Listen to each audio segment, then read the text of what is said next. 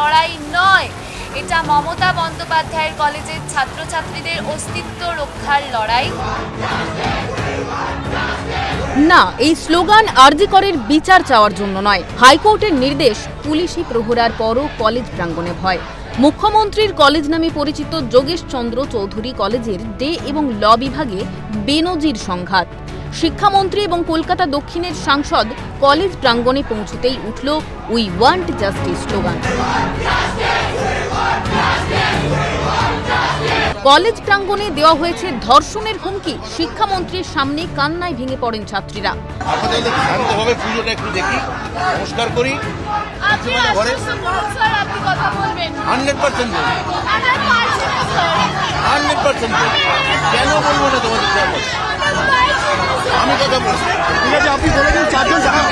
বহিরাগত আনাগোনা এবং ধর্ষণের হুমকির অভিযোগ তৃণমূল ছাত্রনেতা সাব্বির আলীর বিরুদ্ধে।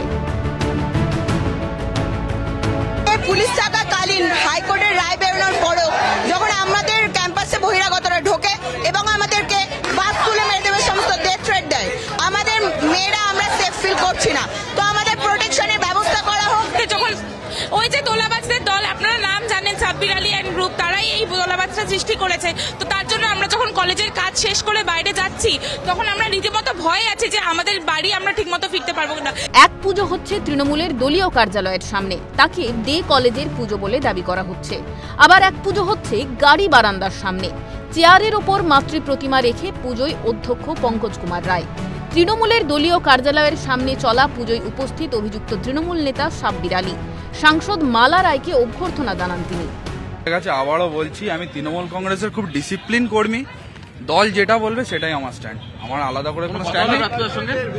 হ্যাঁ, বাচ্চাদের সাথে কথা হয়েছে, কিন্তু পুজো হচ্ছে এটা আমরা দেখতে পাচ্ছি সবাই। বাংলায় বহিরাগত আর পাস আউটের মধ্যে তফাৎ আছে।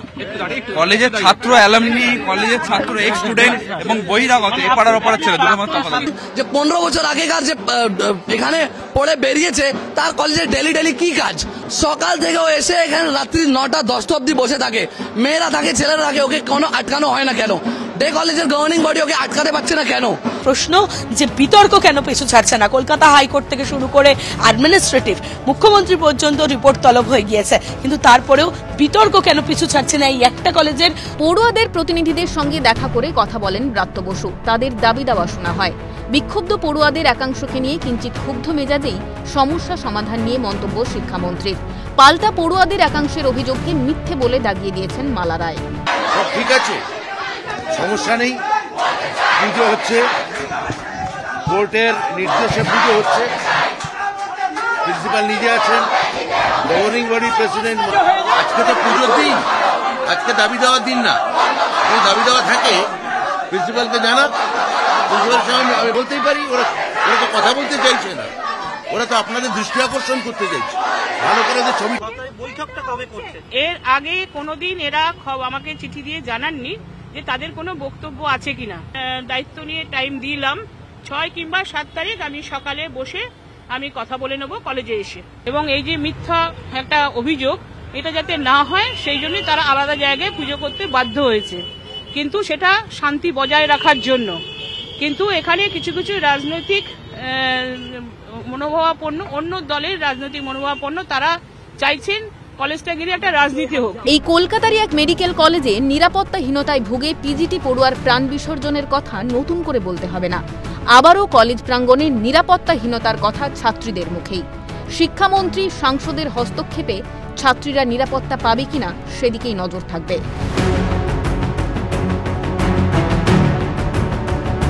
বিতর্ক কেন পিছু ছাড়ছে না এই একটা কলেজের দুটি সরস্বতী পুজো নিয়ে, সে প্রশ্ন থেকেই যাচ্ছে। ক্যামেরায় সঞ্জীব চক্রবর্তীর সাথে অভিরূপা হাজরা, ক্যালকাটা নিউজ।